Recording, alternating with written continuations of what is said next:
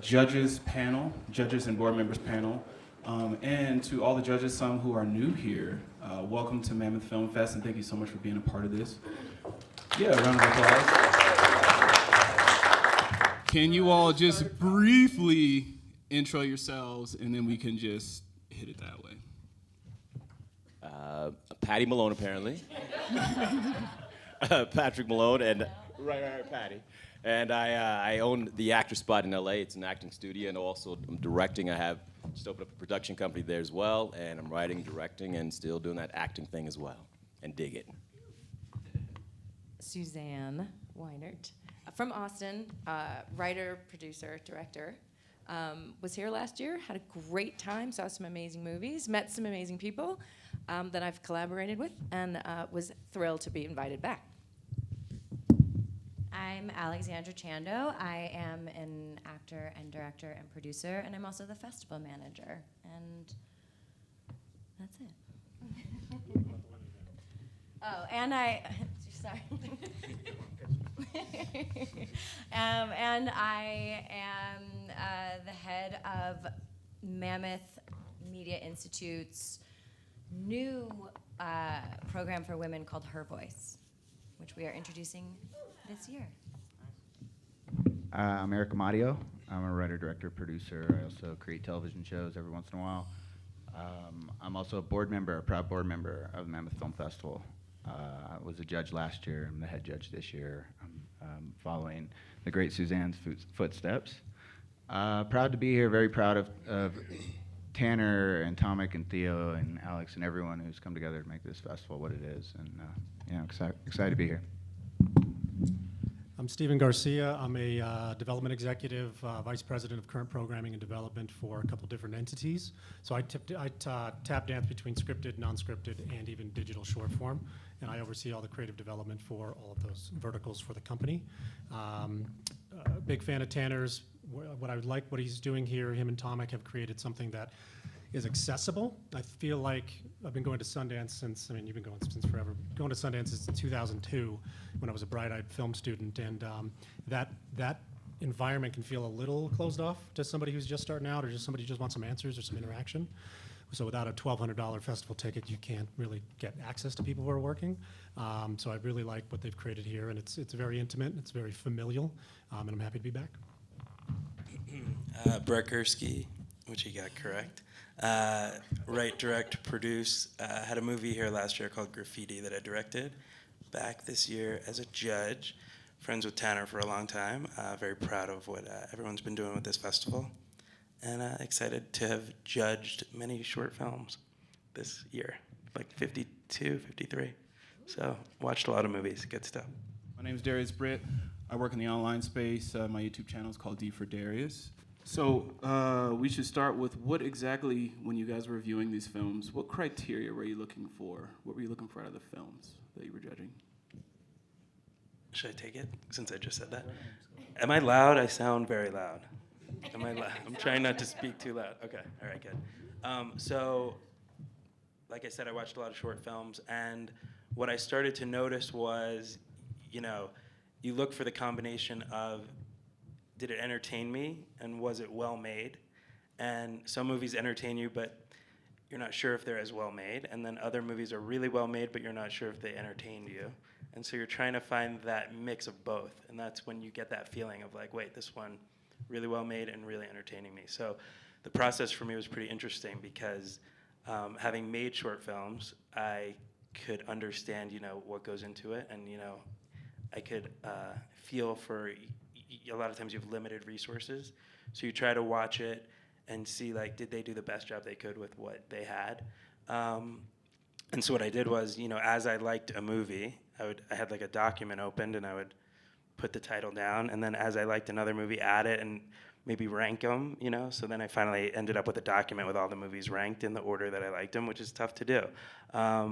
And then, I tend to gravitate toward comedy, romantic comedy, drama, those kind of things. So, you have to try not to let yourself only respond to the stuff in the genre that you write or direct yourself. You have to kind of step outside it and open yourself up to other genres that you might not necessarily want to write or direct. but kind of view it as an audience member. So it was a really interesting process, and I was really impressed with what I saw this year. Because short films, you don't usually get to see them beyond film festivals. There's not really an outlet for them. Unless they get nominated for Oscars, and then they put them on iTunes. But yeah, I really enjoyed the process, and I watched some really good films. So that was sort of how I did it. What did I do? I did episodics this year. Last year I was judging short films, and I know what that's like to watch. I think I watched 96 last year. I like to look at things a little bit more compartmentalized. So when it comes to short form, it's very hard. You have to tell a very cohesive story, beginning, middle, and end in a very short amount of time. So I like to look at a few things. How did the director use that lens to tell his story? Is he a technical director, and did he negate his actors' performances, or did he work with his actors to get the best performance? How was the cinematography? Did the director discuss the concept with the cinematographer, and that if the cinematography is on and the production design is on, even if it's minimal, that means that he had a creative conversation with his team, and he got his team to recognize his vision, which is what a director should do. So I'm kind of looking at a few different things, but I think the one most important thing is I look at the content from a point of view that's very similar to when I read a script. If I walk away from a script and a week later I'm in a conversation and I'm like, hey, you know that movie that has like the girl who did and then I remember, oh, that was a script I read. That wasn't a movie, but it was so well written, it stayed with me. And I could see it in my head. So with short form content, if I walk away for a few days and that funny moment stayed with me or that inspirational moment stayed with me and that message was clear and there was no questions for me as an audience member, that's usually what I'm looking for when it comes to like best down. So what he said. So I did features this year. I did shorts last year. And the nice thing with features is, it's anyone that's ever made a movie, they're impossible. So every single movie that gets made, I don't care if it's a short or a feature, they're all miracles. Features are really, really tough to get done. What I'm looking for when I'm watching, beyond all the obvious technical aspects, and does the director know what they're doing? What do the performances look like? How's it shot? The biggest thing that I've been looking for lately, and not just in judging, but I think in any cinema, because it's, we're all really busy these days, and we all have unlimited content to look on our phones. So to get us to the movie theater is tough. Like, you really have to be delivering something worthwhile of getting my ass out of the house. And I'm happy to say, like, there wasn't a bad one in the bunch. All the features that were in the festival this year were all really well made. So where I kind of chose to focus on looking and trying to determine which ones, I felt were most deserving of awards and this, that, and the other, is just originality. That's kind of the thing that I'm really kind of striving for these days, just as an audience member, putting myself aside as a storyteller. We've entered this interesting era where repetition has kind of been prioritized over originality. And a lot of that is trickled down from the corporate mentality that a lot of our studios have, because they're very risk adverse. They only, the tentpole model is they make one or two big summer movies, and it makes up for all the losses of all the little ones. But the reality is now, because that mentality has grown so much, those middle-sized movies just don't get made anymore. And so, and I think about how much courage it takes to do something original. It's a lot easier to even just to get something financed and get it made if it's familiar enough. So a financier can read it and says, oh, I may not know what this other thing is, but this is true romance. I've seen this movie before. It's different characters and different world, but yeah, this will work. So I think as artists, it's tempting to find the familiar formula and try to put our own stamp on it. I think what I did enthusiastically see from a lot of the filmmakers this year was a lot of really original voices and unique lenses that people were looking at things through. And so it was really inspiring. And so that was the main thing I was looking for this year. And fortunately, we had loads of it. sorry, I just want to piggyback on Eric's thing real quick. The why. like you're talking about originality, and I always revert back to the why. Why was this made? Why did this filmmaker have the desire to make this? We've all seen a short film where there's buddies in a house smoking weed, and they come on, something happens, somebody slips in the shower, and then they got to call the police. That film we've seen 1,000 times, so the why to me is like, well, why did that need to be made? It was a good exercise, good for them for doing it, good for them for executing, but that doesn't rise above the noise, like Eric was saying, with the massive amount of content that's available. The originality is going to push you to the top. Along with that, too, I think while I was watching them, if I felt like I wish I had thought of that, or I wish I had made that. It's always the barometer, right? That was a good, when I watched them, I'm like, that was a really original, good idea. I wish I had done it. That got a check mark from me. And I was the head judge last year, and I'm a board member. And the thing I just want to say about the festival in general is, I don't have the exact numbers, but we are the world premiere for a lot of films this year. And it's something we should all be incredibly proud of on our end, because it means that, A, people are seeking us out and thinking that we bring a value to the marketplace, but also, more importantly, we are finding new talent. And I think it's really important. I do screen for a lot of other festivals, and so I see things that I know have played at other places. And so just personally as a board member, and this is only our second year, I think we're very proud that we are discovering the future big time, the people that are going to go on and have like real careers. And when you start a festival and you want to show things that are original and whatever, you just never really know how it's going to work out. And so for our second festival to have all of these world premieres means that we're really looking, and we have found you, and you have found us, and I think it's only going to, as we progress as a festival, people are going to start to really pay attention, like, what is premiering? Who's having their world premiere at Mammoth? Because all this talent is coming our way, and it's our job now to give it a voice and an exhibition. So I'm just, as a board member, just super, super, super proud of all the filmmakers that we are giving their first big exposure to. Yeah. And for me, what I was looking for, I'm an old school cat, so when I first went out to LA, it was, you go, as an actor, you go into the room and you have 15 seconds to do something, to get their attention. And that's how I was judging it. I was documentaries, by the way, and my eye told me one thing, my heart said something else. So I listened to both. I watched, I listened, I observed, and what I noticed was things that I went into thinking, this is going to be interesting for me, and it wasn't. Like, okay. And something else that said, all right, this one says I should feel this way, and I didn't. Like, okay. Now I'm getting a vibe for what they're trying to do. And anytime that I felt like I should be interested in something, or that should be something personal to me also, and it didn't click, I would move on quickly. That was my 15-second rule. And other ones, they got the whole hour and a half, because certain films, I think it's the original content again. If it's original, you guys said something about originality. Being original, I think everybody thinks when they're making the film, they are original, And it's not that simple for me. Original means, what else are you bringing to the table? You're showing me what I've seen before, and you're putting a twist on it, but what else?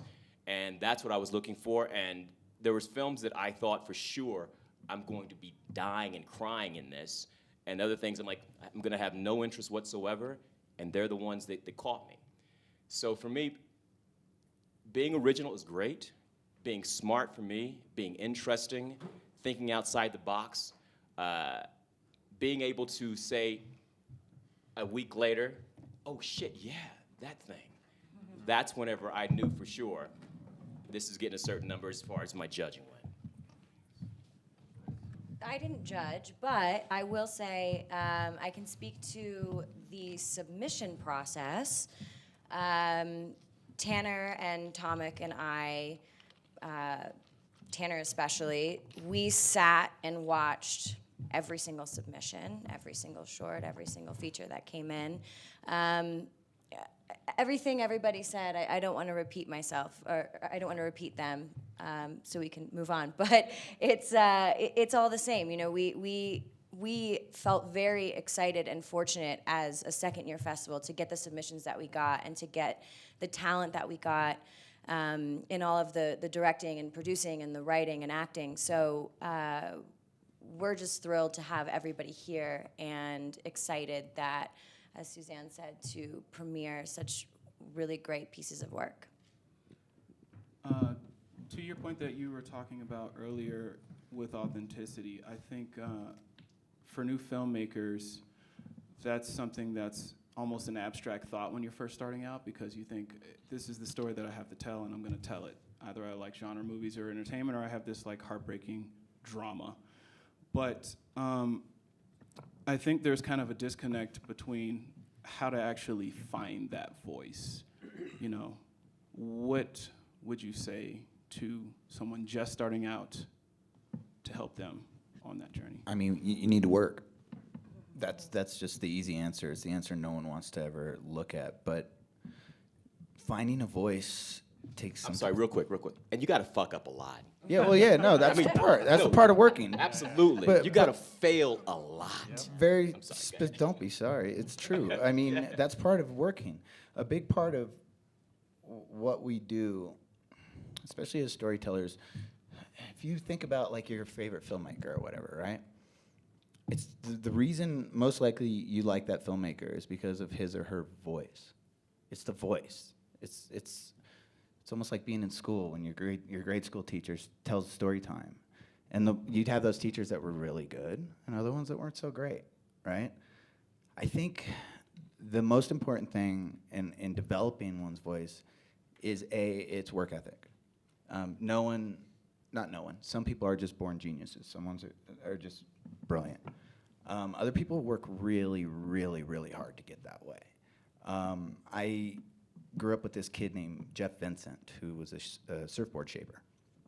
It's a little segue, but in the shaping community, they'll shape 100 boards before they count their first. And I always found that super kind of fascinating, just as someone who appreciates craftsmanship. If you want to be a master at something, that made sense. It kind of correlates to the 10,000 hours, right, that we've all read about. And so what I did, and I don't know if it will work for other people, what I did was I made a short film, my first short when I was a kid, and it was in like 2000. And what I did after that, instead of trying to go get an agent or trying to get someone to pat me on the head and tell me I was talented, I locked my ass away for a year and a half and I wrote 10 features in a year and a half, just to find my voice. And the 10th one I wrote ended up getting financed in May. That was my first feature film. It was a little movie called After Sex I did in 2005. But I attribute the whatever success I have at this point in my career to that time in my life where I really paid my dues. I wasn't trying to get dopamine injections from everyone telling me I was great. I wasn't showing everyone every single draft saying, tell me how good I am. I knew I kind of sucked. We all suck. Your first 3 scripts are going to suck. That's reality. The moment you accept that and you realize, okay, let me get to number 10, let me get to number 15, let me get to number 20, and then you're writing Cuckoo's Nest. Then you're writing The Shining. Then you're writing things that can live on forever. So it's a long-winded answer, but I really do believe the most important thing in finding one's voice is work ethic and an undying love for telling stories. Yeah, if you don't like the work, you're probably in the wrong business. I think we, as storytellers, there's a lot of different paths you can take, and I think, people always say, well, you went to film school, you have an advantage. Well, sure, I did go to film school, but what film school taught me was what not to do. It taught me how to, like you said, you got to fail. We fucked up a lot in film school. I learned who was going to be a teammate. I knew who was just there to say he was a director and probably would never, ever, ever work again.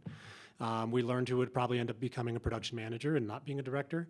So I think when you're talking about finding that voice, it's if you're just starting out, I think it's surrounding yourself with like-minded people who are also trying to find a voice is super important. A lot of peers, Eric and I are friends off the stage, Alex as well, Suzanne, colleague, Brett. So we all kind of talk about our projects and bounce ideas off each other.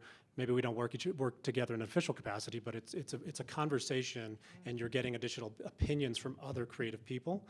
I want to take it one step farther, though. If you find your voice as a filmmaker, how does that then translate to money, right? How do I get art for commerce? How am I going to get paid to have this voice? So there's a lot of different avenues now with content creators. If you're a director, maybe you're not meant to direct the next humongous action feature film, but you love watching them.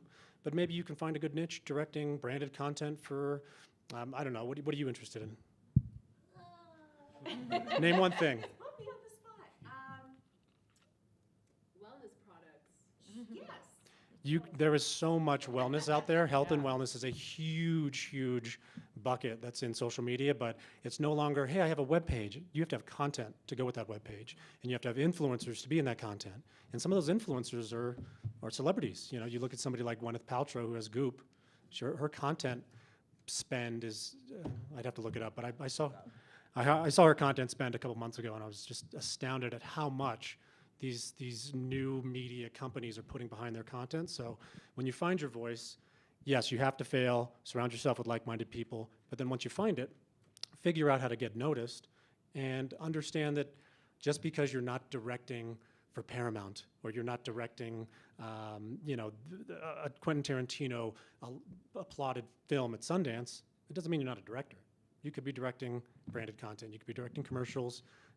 So I just wanted to put that out there. Like, once you find your voice, then you got to figure out how to get To paid. piggyback on something he said, though, and I think it's really important, is it's really important to understand how much our landscape has changed. So those days of the Quentin Tarantino crushing sun, it's over. It's over. It's all nostalgia we're dealing with at this point. The film game has changed completely. The good news is it works out for us. There's so many more buyers. There's so many more places to tell stories. So we can fight it and try to become the next Paul Thomas Anderson, or we can understand that era of cinema was beautiful and amazing. It's over and it's changed, and now we're in charge of leading this new direction. So I think it's important to really, just to kind of echo what he was saying, is there's so many ways to tell stories now. It used to be like either I'm going to be a writer, a director, a producer, and if not, I'm screwed. There's so many ways to be a storyteller now, and there's so many avenues. So, make your own path. I also want to just say, we're primarily talking about writer-directors, but when you're talking about finding your own voice, people who are solely screenwriters, when I think of all the directors that I really love, their visionality might be the same, but they've all made movies by different screenwriters. So you can find your voice as a screenwriter and never be a director. And so, I get hired to do a lot of rewrite work on all different types of movies because I have like a male voice in my head. So anyway, so the whole idea of finding your voice, the truth of the matter is our most successful directors are not writer-directors. They've taken someone else's voice and put their visionality on it. So don't always assume you have to be a writer-director. You can find your voice as a writer, which just means sit in your house and keep writing. And you can find your voice as a director, meaning go find someone else's script that you love and figure out a way to make it. But you don't have to be both. And really think about the filmmakers that you love and look and see how many of them actually wrote their own material. They all get a writing credit because every director comes in and is like, I'm going to put my stamp on it. But what was it that originally interested him in the material?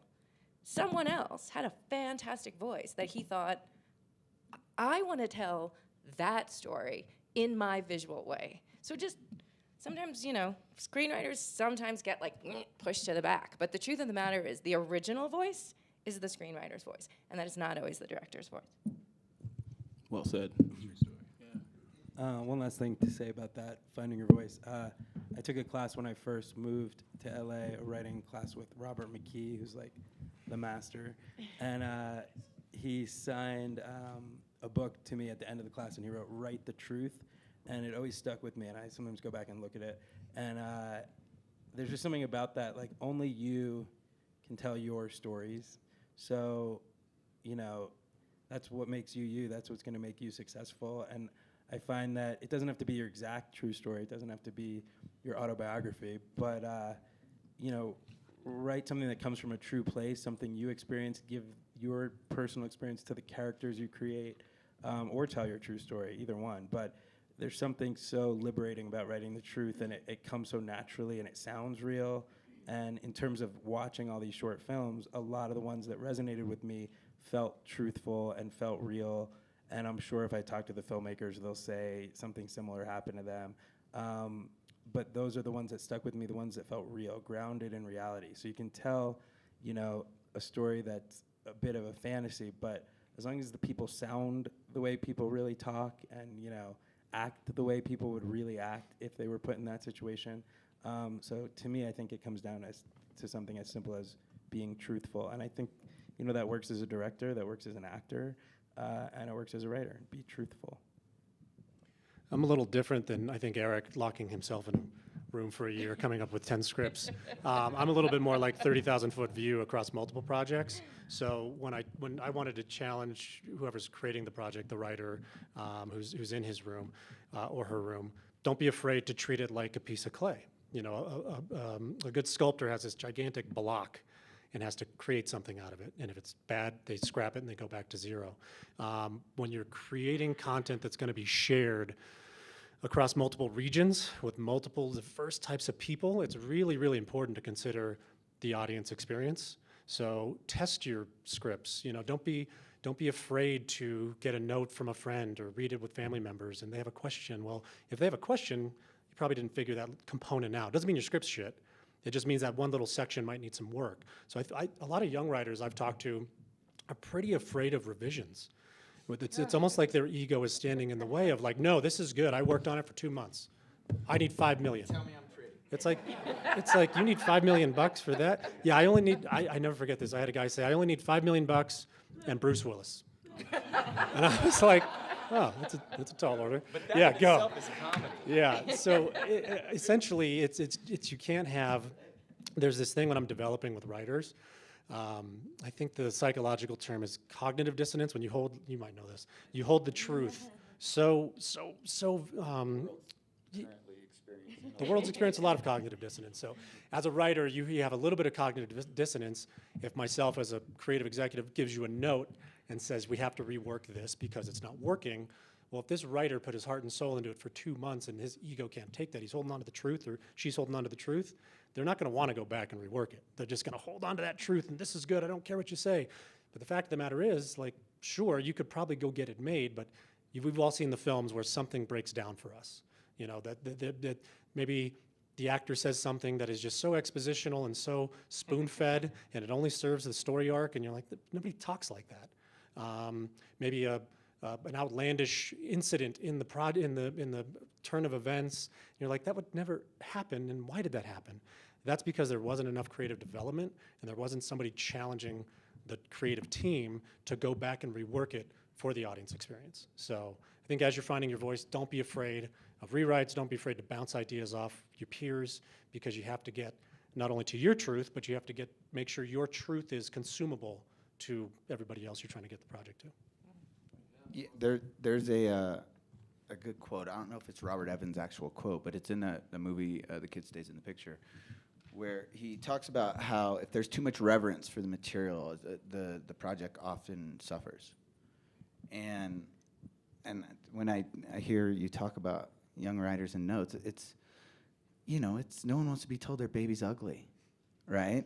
And like everyone's baby's perfect. What are you talking about? I made that baby. It's my baby. It's perfect. Your baby's probably ugly. Right? They all look like aliens for the first couple months. It's fine. That's why eventually they grow up and they'll get more features and form. And so I'm halfway breaking balls, but I'm also serious. Like, it's, as someone, the big question becomes, do you want to make money? That's the question, because if you want to just like write things you love and you don't understand, it's my truth, that's fine. Be a novelist. That's great. You know, and tell me if your mom likes the book. But if you want to make money, there's a certain amount of maturity that comes with it, and I think it's fair to say, like, when you are a young writer, it's hard because you haven't tasted the other side. You haven't had the $100,000 check where you go, oh my God, I can't believe they're paying me for this shit, right? When you don't have that experience, it's like, what am I doing? Why should I compromise this thing? I see it very clearly. What does this person know? What does that person know? And the trick becomes surrounding yourself by people who know a lot more than you, right? So that's the greatest thing to do is, like, get people around you who are smart. Because a big part of the note process for me, because I'm still at that place where I'm developing, I have like 6 different TV shows I'm developing with different producers and different studios. And, you know, sometimes there isn't the same amount of creative respect you have for certain executives as you have for others, right? However, once you start taking money from someone, when someone's paying you to do a job, you have to honor their notes. It doesn't mean you have to take their notes. You have to honor them. And the biggest gift that I was able to kind of come to on my own through realization after years and years of just headaches is there's always a note behind the note. So the main, like, I literally had you're gonna love this. I had a producer one time. I was writing this very serious family drama, and with a straight face at lunch, he says, you know, I was thinking we could put a monkey in this. This is true. We could put a monkey in this, Suzanne. And out of curiosity, I just said, why? Why? And he apparently knew some guy that could get a deal on animals. And he thought it would up the production value. That's normal. I wasn't too fond of his notes, right? And that's fair. So I think you can have your filter of who you take and whose notes you take and who you don't. What I do think you need to do as a professional is honor everyone in the room. No one is trying to make things worse. Everyone involved, it doesn't matter if you're at some shit little network or you're with HBO or you're at Paramount making a $100 million movie, everyone in that room is trying to contribute to make things better. They may not be doing it in the best way that suits you, but most of them are people who want to be filmmakers, who want to be storytellers, and ended up being an executive or being a creative, a CE for someone.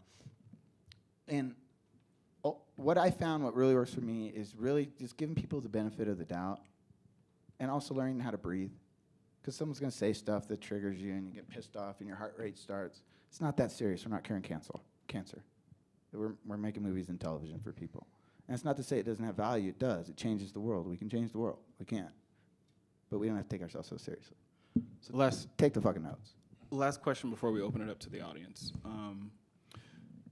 We kind of skirted around this a little bit, but I think it's worth like nailing on the head. And that's this idea of financial responsibility when you're creating something. There are some passion projects that, although we love them and they mean a lot to us, when you're talking about taking something to the marketplace, it might not necessarily be smart to invest that much money into something without knowing how you're going to get some kind of ROI on it. So can you guys just kind of touch on your experience in that realm when you were going through your passion phase and it's all about the passion and not looking at the business? And I don't know. Right. And it kept me really broke. And it kept me broke for a long time. And I realized that I had this film that Warner Brothers wanted to look at, and I thought it was a piece of shit. But that realization for me was that whatever I feel like is passion, I can save that, and I'll make it once I make their thing, or whoever it is. You know, I think you have to be able to take yourself out of the equation and say, you know what, in order to get back into the equation and shoot what I want to shoot, I have to be willing to, like you say, it's not curing cancer.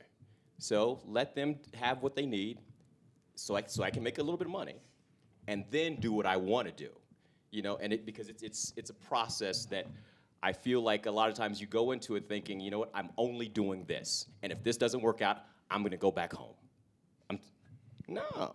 No, it's collaborative. It has to be, and you have to be open.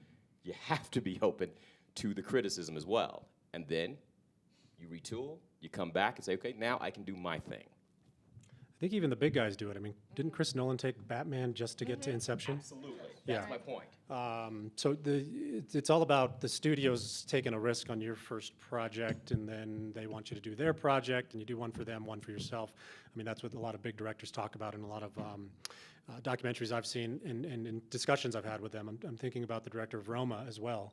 I mean, he had that project on his back shelf for a very long time and knew that he wouldn't be able to make it right out of the gate. It's too aspirational, and it was he wasn't a trusted voice. You know, just to circle back to what we talked about earlier, he knew he had to find his voice, win awards, get the trust of the financiers. Then once he was a prestige talent, he could make whatever he wanted. So yeah, I think it's about the creative conversation, going back to what Eric was talking about, with people's notes and things. That creative conversation, you have to learn to have it sooner than later. And I think the people that do really well at festival or really well on a piece of web content, sometimes those really talented people don't break through to the other side where they're actually getting paid to do this for a career, because they're too stuck in their own ways, and they're like, this is my way. Like you said, this is my baby. Nobody else can share it. They haven't learned to have those creative conversations that move the project forward. One thing I challenge everybody to do in this room is, if you're going to work in this industry for a very long time, the one project you're going to make next, you're not going to live and die by that project. Just think forward. You know, you're going to make 10 projects, so make this one the best you can, and then try to get it out in the marketplace and see what it does, and then go on to the next one, go on to that one. Maybe you come back and remake that short into something that's a feature years later. You never know. But I think it's about being honest with ourselves as creatives and saying, this is going to be my job for a very long time, so I don't have to fight. I don't have to fight for this one little piece right now, as long as it just gets made. Well, just to piggyback on Steve once again, I also think, you know, there's a thing that gets overlooked often, because I know some really brilliant writers and directors who don't work, and a lot of it's because they're not capable of being diplomats, right? They don't understand diplomacy, and they don't understand the social element of our business. It's sad to say, often when it comes to jobs, talent isn't necessarily the primary thing people are looking at. Say that again. No, it really, it's true. It's not just talent, guys. It's And I'm on the other side of the table now, in that I'm hiring writers and directors for things I'm developing. And when I think about when I'm hiring someone, or I want to start working with someone, the question isn't how talented are they. I'm surrounded by lots of talented people. There's, you know, you throw a rock and hit one. So it's not about that. Is this someone who, A, is professional, that can act professionally, that I can trust, it's going to deliver things on time and not make a fool of me in meetings? That's a big thing. Another thing is just, are they going to be around? That's the question I always ask with everyone, is, are they going to be around? And a lot of it has to do with attitude. You know, a lot of the people, and frankly, this younger generation, it was made a lot harder on them because they were robbed of the ability to fall with all these, you know, with the participation trophy thing, and I won't bore you with that, but this notion of, like, we're so used to getting pats on the head, it's halted a lot of people from progressing and getting really, really good, is because, like, when I started out, you couldn't, like, shoot on video and go put it up on YouTube and someone tell you, oh, that was great. It took like 10 grand, 15 grand, because you had to shoot on film, and we had to go process it and then edit it and color correct and do all this shit for a short film. And then no one still might not see it, right? When I think about where the business is going, I really start to look at who's able to put aside their ego, first and foremost, and be a team player. And I think in our business, when you start talking about making money and making moves and doing real projects, if you want to be a solo artist, go be a painter, man. Like, this isn't for you. But if you want to be truly a collaborator, embrace it. And a lot of it has to do with being nice to be around. Like, there's some really brilliant people I have access to. I don't care. I will not work with them. And some of them I love dearly, by the way, close friends. I don't have time for the ego. I just don't. Life's too short, man. Like, if you really love what you do and you have an opportunity to make money, how can you just not walk around with just ultimate gratitude? Like, we're like overgrown children. They're getting rewarded for it. Like, that's awesome. Projects take a long time, so you're going to get married to somebody, if you're going to bring a director on, or invest in a project, or you're going to try to stand it up at a network. You know, there's a project that we just sold through to a large cable provider. That thing's been in development for a year and 3 months, but we have good partners. We have good companies. Thank you. Yeah, it's going to be a big one. Everybody works really well together in a room because this is a team sport. You're trying to birth this child that's going to live across all platforms and reach all these people. The conversations are really good. They're always have forward momentum. It's a team sport, and you got to Kind to each other. That's it. Yeah. It's not that hard. yeah. When I first went out there, a director told me, he goes, you know why I booked you on this job? He goes, because I looked at you in the room, and I thought you were a good actor. You came back for the callback, and I thought you were a really good actor. He goes, on the third callback, I'm like, do I want to be on set for this guy for 3 months? Yeah. That's what it came down to. And I'm like, and he goes, and I said, yeah. He goes, that's why you looked. He goes, you were good. He goes, I also want to know, do I want to be around you? You know? And it matters. You're right. So a lot of that has to do with being someone that people want to be around. No doubt. I think on that note as well, just for me, because I've been acting for 17 years, but I just started directing and producing since I was 2. I'm not that young. But for me, I think one of the biggest lessons that I've learned, and one of the greatest lessons that I've taken away is as an actor, meeting everybody that I've met and the relationships that I've formed, whether it's with a studio executive or a producer or even just somebody on set, in the process, when it came time for me to do my own projects and direct my own short, and even now I just applied to a directing program and I was able to reach out to a lot of my contacts. I've been realizing that my behavior and the relationships that I've formed and the way that I acted on set and was just really kind to people, it came around so full circle. And it was such an amazing thing to be able to reach out and have people say, hey, I know you can't pay me, but like I want you to be successful and I want to see you thrive, so I'm gonna do this for you, even though like I do sound on a network TV show. But I will come on a Saturday and I will do this for you. And I think that that was an important lesson for me, and kind of like patted myself on the back for really kind of just treating people really well. And I think you don't realize it in the moment, but it really does come back around. I think that's really important. But let me say this also, as far as treating people kindly, they can also smell if you're bullshitting them. Sure. You know, so it has to be authentic, whatever you're doing, and that's also going to translate for those other contacts down the road. You're like, this cat was all right with me, you know, and he came in professional, ready to work, and then on set, he killed it, she killed it, you know? So it matters not just being kind, but being authentic with that as well. So I think if we if we break this down to simple math, it's essentially talent, ton of hard work, relationships, and don't be an asshole.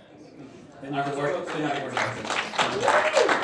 I think that's what's important about things like this festival, especially, is I get a lot of people who aren't in the business who say, "What's a film festival? What do you do there?" Well, it's essentially, and I try to break it down. Well, I don't know. You sell Tupperware or whatever my buddy does. It's like, okay, you go to these. Yeah, he sells something weird. It's some kind of weird thing. Or an insurance guy. He goes to these insurance conferences and he listens to people talk like we're doing now, and he gets ideas and he learns about new products. He learns about new financial blah blah blah, and he shakes hands and makes relationships and maybe gets hired 2 years later by the guy he met at a conference. So these kinds of settings are very important to meet everybody in the room, shake hands, talk about your projects, get excited. You may meet somebody and say, you might be a director and then say, oh, that sounds awesome. I want to produce that short film, or I want to help you produce that. You don't just have to like live in this silo of I'm a director or I'm a writer. You're creative. So I think you should learn all those hats, shake as many hands as you can, and make those relationships now, because those relationships are going to feed your career later in life. Sweet, sweet. Any questions or concerns in the audience, or you have a project, and not concerns, but like, you hit, something in a project you're working on right now, and you may be looking for some advice, because we have a panel of professionals. Yeah, we don't bite. I wanted to ask about your studio, Yes. and just like if that was always your vision, and did that develop over time, or just a bit about that? It developed. Use the mic. Okay, we're audio. Oh, I'm sorry.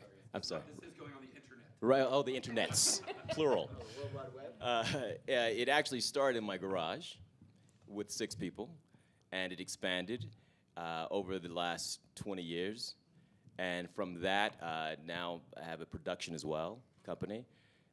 And as far as how it started, I had just finished a series, hadn't worked in a while, and thought, I'm not done, and decided to branch out. It really was that simple. I was determined. I'm still determined. And I wasn't going back to where Tanner and I are from.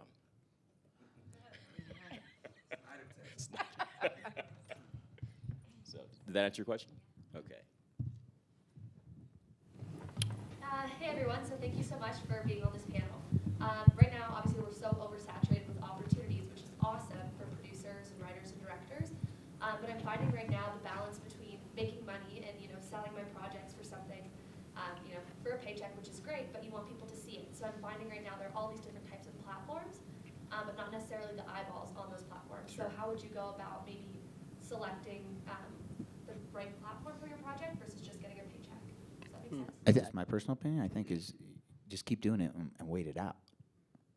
You know what I mean? Like, realistically, I think at some point, this is all going to figure itself out. It's the Wild West right now. So if you're lucky enough to make money, don't look a gift horse in the mouth. It's awesome, right? And the reality is, above just making money, you're getting free practice to do what you love. Someone's paying you, actually, to do what you love and get better. So I don't care if you're making little spots for some, children's toy company or something. Whatever you're doing, you do 100 of them, you're going to get good, no matter what. And then Showtime comes calling, and then Paramount comes calling, whoever it is, then you're prepared. So I would say to that, if you are lucky enough to be getting paid to do these jobs, take advantage of it. But also, think outside the box in ways that you can further monetize it outside of just project by project basis. I wanted to ask you, what kind of projects? Are they features or what? Right now, I'm directing a lot of digital content, female-driven, kind of for my age group, which is awesome. I mean, there's so many different platforms from Hulaha, Pop Sugar, there's... Refinery 29. Yeah, so much. But I'm finding there's not necessarily the eyeballs on that. Mm-hmm. So I don't know, it's awesome. I'm super grateful to be getting a paycheck. No, for sure, yeah. But it's also you want people to see your stuff. But I think, if you build it, they will come. Yeah, I think people find it. You have to keep on doing it and stay at it and know that you're worthy of it as well. The cream rises. Right, and I think just the fact that it's getting out there is a huge accomplishment. So I wouldn't worry about the eyeballs because, an example people have been talking about for the last few months is the show You that was on Lifetime. People didn't watch it in September on Lifetime, but then when Netflix saw it and they were like, there's a show here, there's an audience for this, in December, a few months later, it premiered on Netflix to 40 million people. So why not start out wherever will give you distribution? If it's good, like he said, if you build it, they will come. People will find it. I know even with friends of mine who, the show Cobra Kai on YouTube. When they first were doing that, I was like, wait, you guys are doing it on YouTube? And then it put YouTube on the map in terms of original programming. But they were kind of the ones to do that. And House of Cards did it for Netflix. When I first heard about that, I was like, wait, there's going to be a David Fincher show on the platform that sends DVDs to your house. It didn't make sense at the time. But they took the chance and people found it and it put Netflix on the map. And Hulu does the same thing, and Amazon, Marvelous Mrs. Maisel on Amazon. So if they had been worried that no one's watching Amazon, don't look at it that way. Look at it, I'm going to be the thing that they do watch on that platform. And then the eyeballs are going to find it there, and then maybe someone else will pick it up who has a bigger audience. So I would never worry about the eyeballs. I would worry about having any distribution at all, and then do your best work and people will find it. I think the marketing of content is getting a little bit democratized now, so you do have a lot more power than you used to have. Specifically, if I go to our short form content that our company creates, we have a game show on Facebook called Confetti, where you can actually win cash every day. Facebook built the apparatus, we programmed the show. When you're talking about user engagement, from your point of view, you have a lot of power. So you could target, I just read an article in Wired magazine where these kind of macro influencers are dying. No longer are these brands paying millions of dollars to tap somebody with 5 million followers, because they're not, guess what, their followers aren't buying Ford trucks. So the conversion and the engagement isn't there. So if you could target like-minded micro influencers, maybe they got 5,000, 10,000, 20,000 followers, but their engagement's high, maybe you can get those folks to share your message, and then that brings the eyeballs. So bringing those eyeballs also allows you in another pitch room. Like, I'm not sure if you're making short form, scripted or non-scripted, whatever it is, if you created it and you've worked out a deal with that first platform that maybe isn't giving you the audience, as long as you've worked out the reversion rights and you get that back after a certain window, you can just take this and say, hey, we had 100,000 people watched it, we had all these likes. You can take that to another pitch and try to escalate it to a different platform, a different network. So you do have a lot more power when it comes to getting the word out than I think you did 5 years ago. What I guess my question would just be, like, what's your ultimate goal? Like, to what end? Get all these eyeballs on it, but to what end? Do you want to be hired as a writer? Like, what do you want people who look at that stuff to come away with? Whoever wrote this is funny. Whoever acted in this is talented. Whoever directed this has an eye. Like, what's your end game? Because if it's, say, you want people to think you're funny and hire you to write funny things, then why not just write a short and make it and put it in every comedy festival out there? Because there are people whose job is at every agency to look at every festival and see what's playing and reach out to those people and say, hey, can we see your stuff? And then, so like, I guess, like, to what end is my question. Where do you want to be 2 years from now, and how do you get there doing what you're doing? I think that is a really good question. For me, I know I want to work, but As a what? Yeah. Writer, director, producer. Okay. And I think that's a good question I have to explore more. I mean, I want to be working constantly or consistently, but on projects that I'm really proud of. And I find, I'm like, oh man, not a lot of people are watching this right now, and I've worked so hard and I'm so proud of it. But people aren't necessarily watching it, and that's, I think, difficult. But kind of going into a different mindset with that afterwards. We still get that on the studio side sometimes, or the network side, because sometimes the network's in charge of marketing, and maybe they put your marketing spend at 10 o'clock, and after you're not in control of it so much. I would just be, look, like I said, they definitely democratized marketing, and you can take a little bit of control, but as a creator, just make solid content, and then go out, use that as a resume, and as proof of concept for your vision, and get more work from it. I really believe in the value of the back of your baseball card. We've come to this place where everyone's talking about, I'm going to do this, I'm going to do that. Show me the back of your baseball card. What have you done? Let me look at it. So you're doing the right thing. And if I could give you a time machine and put you in it 20 years ago when I was you, there was no opportunity. Like, no one was seeing anything. You are so blessed, like, on so many levels. But I know you're not complaining, and I totally understand your perspective, right? Because you are coming up in a much different era than I did. So, the reality is that never stops. It's like Steve said, you could make the most brilliant show on the planet, and the studio or the network fucks up the marketing. So no one sees it. Or even worse, some national tragedy happens, and because there's a gun shootout scene in your movie or your show, it gets killed. There's so many things. So what I would suggest, and what I challenge myself to do daily, is divorce ourselves from the results. We're here for the journey. That's what's gonna, when you're on your deathbed, you're not gonna remember what little movie, you're gonna remember all the experiences along the way. Yeah. All right? So, a quick note for you. I'm assuming you're talking like distribution on YouTube, or is it Vimeo? What exactly is? It's some YouTube, Vimeo. I'm in Toronto, so it's CBC Comedy. There's a lot of different platforms, L Media. So. Okay. So, because you had mentioned writing, directing. So you're in a unique position since you do like wearing a lot of hats that you can start your own projects and get them done. But I think what gets overlooked a lot is that when you're working online, that is a marketplace as well. I think as creatives, we like to think that we can just make our thing and they will come. And that's true if you're making the thing that the market happens to want to see.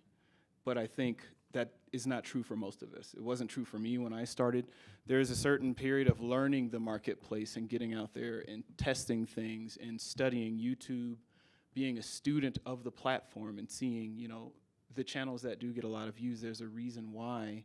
And there's a lot of legwork that goes into researching trends, and we've all heard them, but I don't think people internalize them. Internalize that to the fullest extent. Like, these big YouTubers spend more time studying the marketplace and then making content for that marketplace. It's not the other way around. And I think for you, what may work for Traction is, you know, approaching it with a doing 9 for them so that I can do the 10th for me mentality, and start with the end in mind. If you want to get views, then you need to do things that will get you views. Now, have some like ethics about it. Don't just completely sell out, right? Obviously, but you're gonna need to embrace that. You know, okay, I have to be flexible to get to the goal. I can't do a straight line there, but I can do like this long roundabout curve, and I might have to entertain doing other things that I may not be wild about, but they're gonna help me get where I'm trying to go. And then once you have the eyeballs and you have the rapport and you have the audience, then you can lead them down the rabbit hole of where you want to go once they have found you, but you can't start that way, so. Okay, to be clear, because you brought up, if you build it, they will come. That's what I meant. I didn't mean one project. I meant you keep on producing content, making content, and one out of the 97 that you made is all you need. And then you can do what you want to do, because then you're on the map. So I didn't mean if you build one, they will come. Just to be clear. No, I got you. Yeah, because I think the thing is, like, if something doesn't go viral right away, or it doesn't go viral at all, just make something else. Like, if something doesn't connect, it's the same as the movie industry. I mean, if a movie doesn't do well at the box office, you know, the director doesn't just give up, hopefully, and say, well, that movie didn't work, I guess I'm not doing this. You know, they make another movie.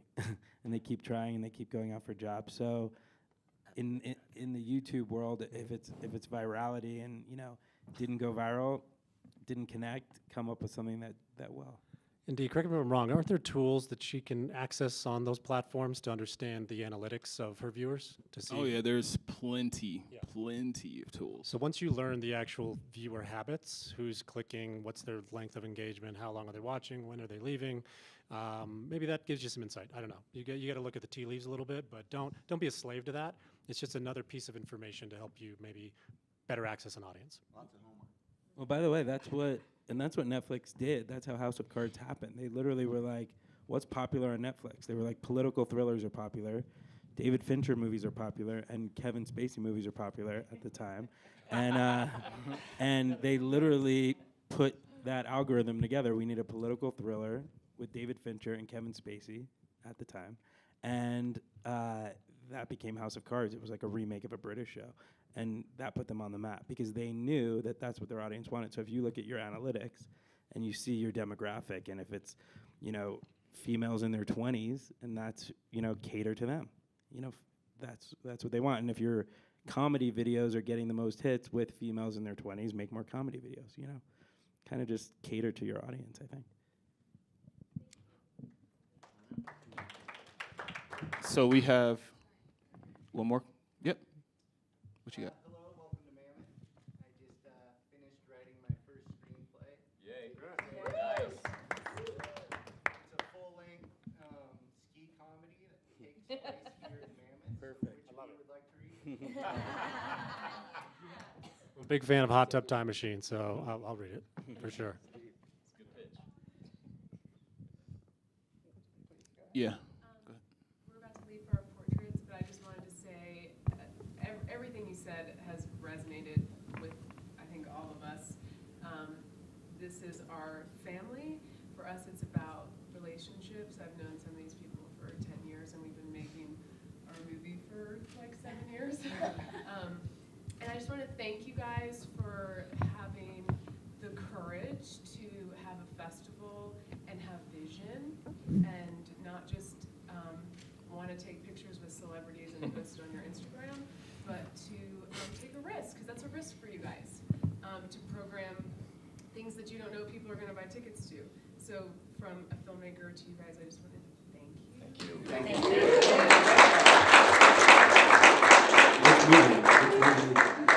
Which movie is yours? We're in Kentucky. Oh, cool. Congrats. It's coming up. Awesome. We also, social media is what made our movie funded halfway through, and the rest was grassroots in Kentucky. So Everyone who's here, if you can make time, go see her movie. I've seen it. It's brilliant. thank you. Is it? Yeah. So thank you all for coming to this panel discussion. Thank you, the judges and board members. And thank you.